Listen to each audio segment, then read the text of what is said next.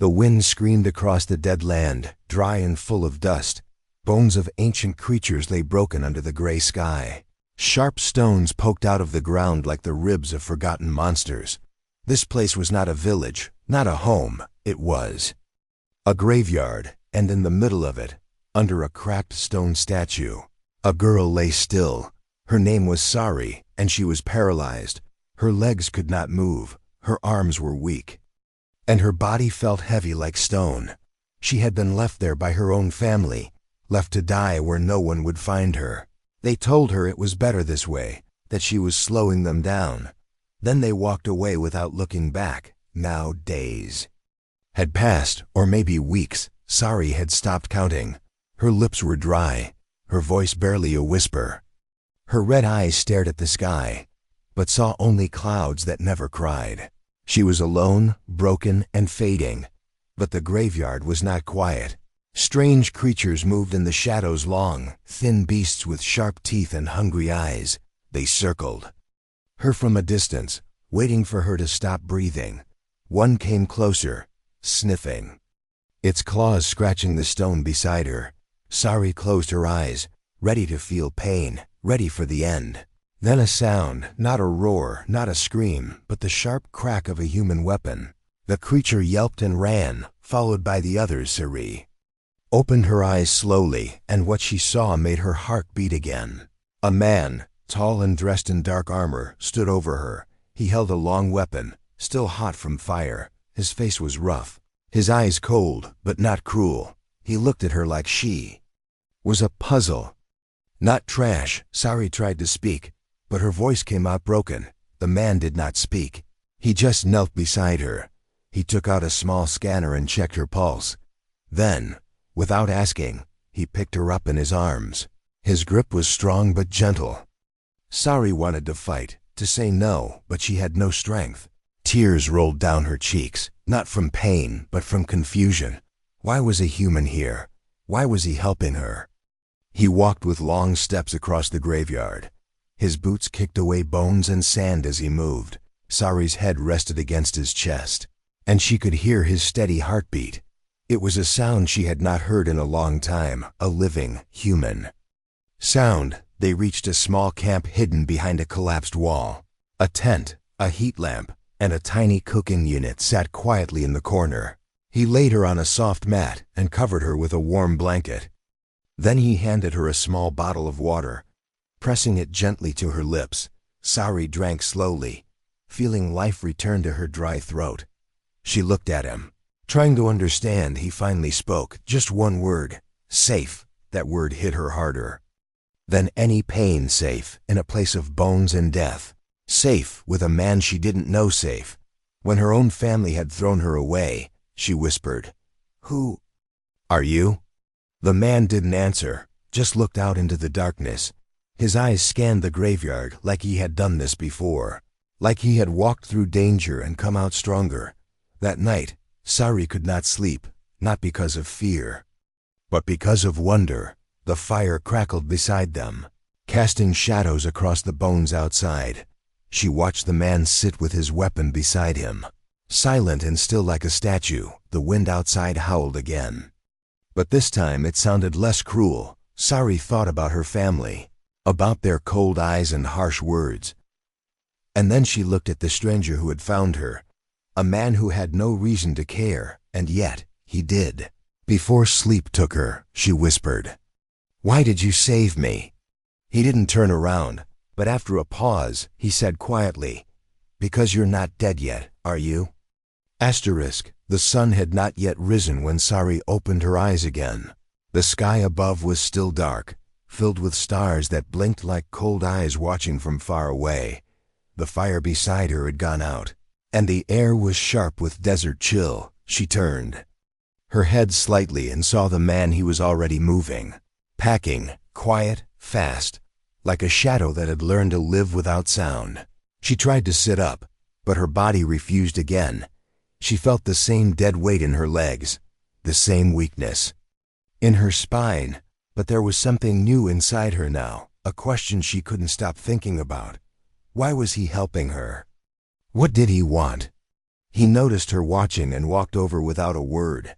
She waited for him to speak, but he didn't. Instead, he knelt beside her and adjusted the wrap around her arms. Then he gently placed something soft under her back, lifting her as if she were glass. She wanted to ask his name again, but her lips trembled and failed her. Still, he seemed to understand, because he finally spoke just one word. "Riven," he said, without looking at her. Then he picked her up in his arms again, just like before, with no permission asked. No questions given. The wind blew harder now, throwing sand into the air like tiny knives. Riven covered her face with a thin cloth and moved fast across the rocks. Sari clung to him the only way she could, with her eyes, with her silence. He was not like her people, not like the ones who had left her behind. He was rough, but careful, cold, but not cruel. He didn't speak much, but when he did, it felt real. As they moved deeper into the graveyard, the air grew heavier. The bones around them were bigger, older, stranger. Huge skulls with empty eyes stared at the sky, as if still. Screaming in silence, tall broken statues stood in pieces, half buried in the sand like forgotten gods. Sari had heard stories of this place as a child. Of the warriors buried here, the cursed ones, the exiled ones. Of machines under the ground that never shut off. Of voices in the dust. Her people had always feared this place, but they had not feared it enough to stop them from abandoning her. Here, Riven paused near a fallen column covered in alien writing. He stared at the symbols for a moment, then turned away like he knew them too well. Sari watched his eyes, trying to read what he was hiding. He was not here by mistake, that much she now understood. When they finally stopped, it was at a hidden spot between two massive rib bones of a long-dead beast. There, behind the curve of the bones, was a hole in the ground. Riven set her down beside it and disappeared inside. She waited, her heart pounding as the wind roared around her like a voice too big to understand. Then he came back up with supplies, blankets, and a small box. He opened it and carefully gave her food, soft, easy to chew. He helped her eat, one bite at a time, without saying a single word. She felt like a child again, broken, useless. But the way he looked at her, he didn't see weakness. He saw something else, something even she didn't see in herself. When the stars faded and the sky turned gray, he finally sat down beside her. They shared silence for a long while, the kind of silence that didn't hurt. Then she whispered, her voice almost gone. "You knew someone like me." He didn't answer at first, just stared into the sand. Then he nodded slowly. "She died here," he said. Sari looked down at her useless legs and asked, "Was she like me?" He didn't move, didn't blink. "She never gave up," he said, "even when she couldn't move, even when everyone else left." Sari felt her throat tighten. She wanted to cry but held it in. He stood again and reached for his weapon. Scanning the horizon, "Rest now," he said. "We're not safe yet." As she drifted off to sleep, wrapped in warmth, not just from the blanket, but from the quiet presence beside her, she wondered what the dead girl meant to him, and if she was now walking the same path. The wind whispered across the graves like breath over bones, and in the dark, something below the earth began to move. The earth breathed that night, not like a living thing, but like something ancient turning in its sleep. Deep beneath the graveyard, a low hum began to rise, soft at first, almost like wind, but Sari felt it, even in her paralyzed body. It vibrated. Through the bones, through the ground, through the air. She opened her eyes slowly, the stars above now hidden by clouds that moved too fast. The fire was out, and Riven was not beside her. Her heart raced, the hum grew louder, and strange lights flickered far across the graveyard, green, red, then blue colors that didn't belong to the sky or the stars. Her lips trembled as she called his name, but the sound was too weak. She turned her head, pain shooting through her neck, and saw movement in the shadows. At first, she thought it was Riven, but then she saw it, a shape tall and thin, with glowing lines running across its body.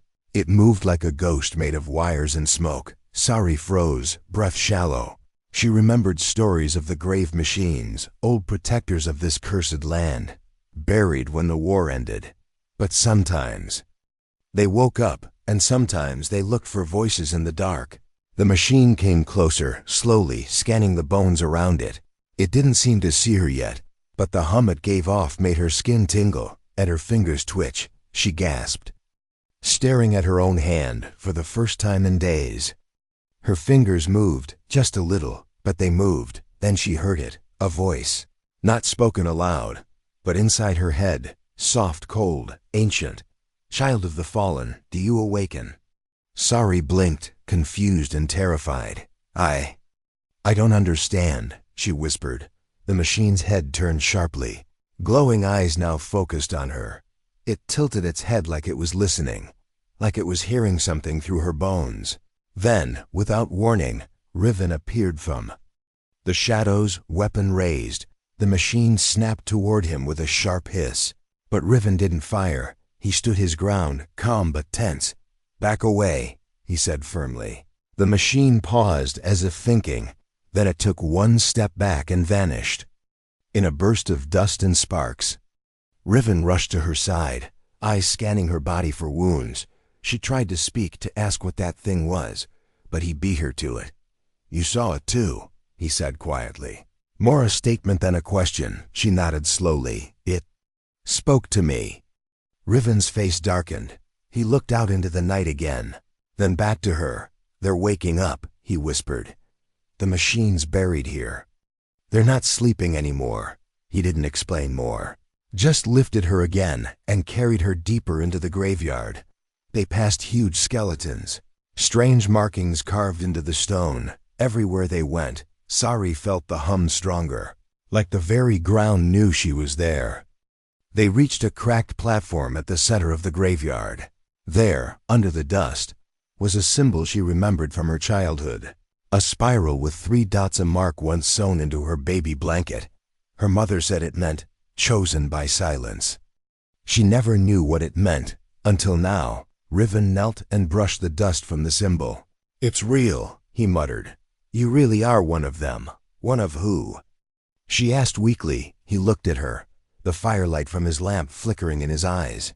"The ones who can speak to the grave," he said. "The ones left behind by your own kind because they feared your voice." Sari's heart sank. Everything suddenly made sense. Why her parents avoided her touch, why they whispered at night, why they chose this place to abandon her. The machines weren't just waking up, they were answering her. Beneath them, the ground rumbled again, and from deep below, a hollow voice echoed through the stones. Key recognized. Access begins. Asterisk, the ground did not shake like before it breathed. Not with violence, but with purpose. Like something ancient had waited a long time for this moment. Riven backed away from the platform, his weapon still aimed low but ready. Sari lay still. In his arms, her eyes wide, staring at the symbol beneath them that now glowed with soft blue light. Lines of light began to spread out from the spiral across the stone floor. They moved like rivers, twisting and glowing, waking up the sleeping. Patterns hidden for centuries. The spiral spun once, slowly, and a part of the floor slid open with a heavy sigh, revealing stairs. Warm air rushed upward, filled with the scent of metal and something older than dust. Riven looked down the stairway, then at Sari. She didn't speak, but her eyes told him she already knew what he was going to do. He nodded once and stepped into the hidden chamber, carrying her close. The door closed behind them without a sound. The stairs led them into a vast underground space, larger than it should have been. Glowing roots of crystal hung from the ceiling, lighting the walls with pale color. Strange machines stood like statues, unmoving but watching. Sari could feel them. She could feel everything. Her heartbeat slowed as the hum grew stronger inside her bones. She wasn't scared anymore. She belonged here, even if she didn't understand why yet. Riven placed her on a raised platform made of smooth stone. The moment her back touched it, the stone pulsed with light beneath her. A voice filled the chamber, calm and emotionless. Subject recognized. Echo lineage confirmed. Riven turned to the nearest machine, aiming his weapon again. "What do you want from her?" he said through clenched teeth. But the voice didn't answer him, it spoke. Only to Sari, buried memory, unlocked. Preparing interface.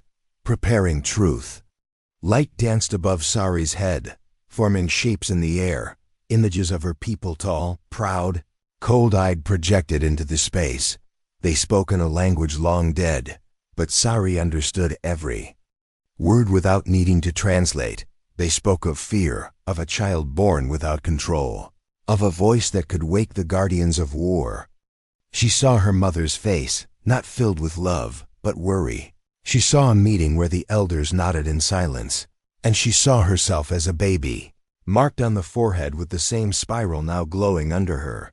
They had always planned to leave her, not because she was weak, but because she was connected to something they didn't dare to face. Tears ran down her cheeks as the truth crushed her chest. She wasn't broken. She was hidden. Riven watched in silence, his hands lowering the weapon slowly. He knew this kind of truth, the kind that rips open your chest without leaving a scar. A soft sound pulled his eyes to the side. A wall was opening, revealing a chamber behind it. Inside lay a massive skull, not of any beast, but a machine. Its eyes were hollow. But something inside still flickered faintly. Sari whispered, "It's calling me." Riven shook his head. "No, you don't have to go near it." But she insisted, her voice stronger than before. "It knows me," as he carefully lifted her again and stepped into the chamber. The machine's eyes lit up bright blue. Symbols appeared on the wall beside it. One of them shaped exactly like Sari's birthmark. She reached toward it, her hand trembling.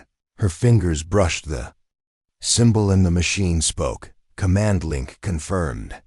Awaiting instruction. Riven took a step back, stunned. Sari looked at him with wide eyes and whispered, "They built this to protect." But they buried it because they were afraid of what it could do. The machine's body began to shift, plates moving, energy rising, and behind its open chest was a suit, not a weapon, but something made to support, to heal. Sari's hand glowed with the same light as the machine. Riven watched, breath caught in his throat. She turned to him, eyes shining, and said, "I think this machine was made for me." It didn't roar when it woke, it sighed, a deep, heavy sound that rolled through the stone walls like thunder held back by time. The machine's chest opened wider, and the glow inside shifted from blue to burning gold. Riven stepped in front of Sari instinctively, but the light didn't attack, it waited, like a beast with a leash tied around its rage. The room grew warm, not from fire, but from energy. It was the kind of warmth that made bones hum and blood. "Slow," Sari whispered. "It's not a machine." Riven looked back at her, confused. She wasn't afraid, her eyes were calm, even curious. "It's something more," she said. "It's watching me." The air thickened, and then a second voice spoke, different from the first. This one was low and rough, like stone grinding against stone. "Prove you are worthy of command," it said, "or be reduced to silence." The chamber trembled as the floor beneath them split into shifting panels. Circles of light surrounded Sari and Riven, closing them in like cages of gold. Riven raised his weapon again, but Sari touched his arm. "No," she said gently. "This test is not for fighting." The machine lowered a strange device from the ceiling, a metal ring glowing with soft light. It hovered in front of Sari. Waiting, Riven looked at her, his jaw tight. "You don't have to do this," he said, but Sari shook her head. "If I don't, I'll never know who I really am." With trembling hands, she reached out and placed her palm inside the ring. The light flickered, then wrapped around her hand like a glove of energy. Her eyes widened as visions filled her mind, not dreams. Not memories, but instructions, movements, codes, words from a language she had never learned, but somehow understood. She repeated a phrase out loud. Soft and shaky, the ring pulsed and moved to her chest, then to her forehead. Second lock. "Cleared," the stone voice said. "One final step." a smaller figure stepped out from the far wall. Shaped like a guardian, but thinner, its face was smooth and round, and it walked slowly toward her with something in its hand, a needle long and clear, filled with silver light. Riven moved fast, placing himself between them. "No," he growled. "You're not putting that in her." The guardian didn't stop. It raised its arm as if preparing to strike, and then Sari spoke, not loud, not screaming, just firm. "Stand down." The guardian froze mid-step, light flashing in its chest. Then slowly it bowed its head and stepped back. Riven stared at her in disbelief. "You told it to stop," he said. Sari nodded, her voice shaking, and it listened. The machine above them lit up again, brighter than ever before. Final key accepted. Echo of the last voice has awakened. And then something impossible happened.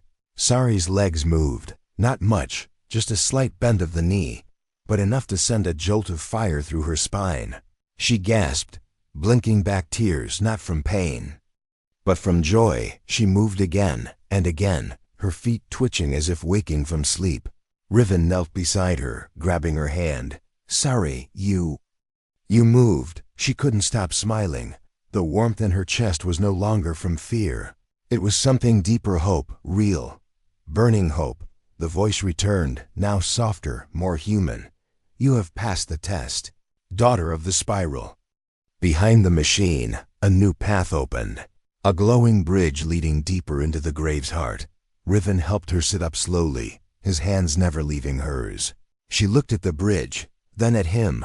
"We're not done yet," she said. He smiled. "For the first time, no," he replied. "But you just took your first step." Asterisk. The bridge didn't look like it was made by hands. It shimmered like glass, but held their weight like steel. Each step Riven took echoed into the dark below. He held Sari in his arms still. Though her legs had moved, though something inside her had changed. She wasn't just breathing now, she was waking. The air on the other side of the bridge smelled different, cleaner, warmer, like a place untouched by war. Glowing vines wrapped the walls, pulsing slowly with light. At the center of the chamber, resting on a tall stone, sat something, shaped like armor, but not for battle. It looked like it had grown, not been built, soft edges, crystal joints, and a glow that matched the symbol on Sari's hand. Riven placed her gently on a padded platform beside it. He stepped back, unsure, but ready. The armor moved before anyone touched it. It opened like a flower blooming in slow motion, and a voice whispered, interface awaiting the bearer. Sari's eyes locked onto it like she had seen it before in dreams. Her body, still weak, pulled itself forward with effort she didn't know she had. Riven moved to help her, but she raised one hand, just one. He stopped, stunned. She pressed her hand into the chest of the armor. The suit lit up, and pieces floated around her, wrapping her body without pain, without pressure. It didn't feel cold or hard. It felt like home. When it was done, she stood, not fully, not strong, but enough. Her legs shook, her knees bent, but she stood, her eyes filled with tears. And Riven's breath caught in his throat. He said nothing. He couldn't. There were no words big enough for that moment. Sari took one step, then another, slow but sure. The armor supported her spine, cradled her limbs. It didn't carry her. It helped her carry herself. She turned to Riven and smiled weakly. "I'm not broken anymore," she said. Riven smiled back, but it didn't last. A red light blinked on his device. He checked it quickly, his face turning grim. "What is it?" she asked, her voice already knowing it wasn't good. "Ships," he said quietly. 3 of them. Landing near the graveyard's edge, her smile faded. She didn't need to ask who. Her family had returned, not to rescue her, but to erase the past they thought they'd buried. Sari turned toward the chamber's exit. Her steps were slow, but filled with purpose. Riven moved beside her, not leading, not pulling, just walking with her. He didn't say, "Are you sure?" He didn't say, "You're not ready." He knew those words weren't for her anymore. As they crossed the bridge back toward the upper level, the machines in the walls lit up again, not in warning, but in welcome. Somewhere deep inside the grave, the Guardian stirred again. Watching its chosen rise outside, the sky was no longer empty. Ships descended through clouds of ash, sleek and cold. Sari looked up, not with fear, but with a question in her eyes. "Will they even recognize me?" she asked. Riven replied, "They'll try not to." The graveyard, once a place of death, was no longer quiet. It waited now not for a body to rot, but for the girl who had once been left behind and who now stood, armored in truth. They laughed when they stepped off the ship, 3 tall figures in perfect robes, clean boots untouched by the dust of the dead. Sari's sister stood at the front, her arms crossed, eyes sharp and cold as ever. "I knew the desert would finish her," she said, looking around with a smirk. "She probably turned to bones like the rest of this cursed place." Then the wind shifted, and footsteps echoed over the stone. Slow and steady, armor clicked with every movement. Not heavy, not loud, just certain. Riven appeared first, walking calmly from behind a ruined column. The others raised their weapons, until Sari followed. She stepped into view, armored, steady, her eyes glowing soft blue. Her sister's smile cracked. The man beside her whispered, That's not possible." Sari didn't speak right away. She let them see her, not crawling, not silent, not forgotten, but standing. When she finally spoke, her voice was stronger than they remembered. "I wasn't supposed to live, right?" Her sister stepped forward, trying to control her voice. You don't understand what you were." "I do now," Sari said. "You feared me. We protected you." Her sister said quickly, "You were dangerous. I was abandoned." Sari replied, calm but sharp, "And you didn't come to save me. You came to hide this place again." Behind her, the Guardian's hum rose through the ground. The sky dimmed slightly as machines awakened beneath the sand. Riven stood beside Sari, silent but ready. He didn't need to fight. He was there to show that she was not alone anymore. Her sister took a step back. "You think they'll follow you?" she said, pointing to the hum. "They're just machines." "They are memory," Sari said. "They are what you tried to bury with me." One of the elders moved forward and dropped to his knees. He recognized the symbol glowing on Sari's armor, the spiral bearer. He whispered, "She lives." "No," Sari said gently. She rose. The Guardian appeared behind her, towering and still. It did not threaten, it bowed. The ships above started to pull back, the pilot sensing something old and powerful waking beneath the grave. Her sister looked at Sari with wide, angry eyes. "You think this changes anything?" "Yes," Sari said. "It changes everything." She turned away, slowly. As the machines watched her leave, her footsteps were soft, but carried the weight of every moment she had survived. Every night in the dark, every tear in silence, every breath no one believed she'd take. Riven followed her, saying nothing. When they reached the edge of the graveyard, Sari looked back once, but not at her family, not at the ones who left her. She looked at the place that had given her back to herself. "Where now?"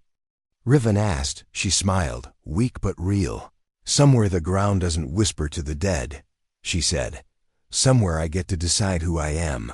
And they walked away, one step at a time, not as saviors, not as weapons, but as survivors.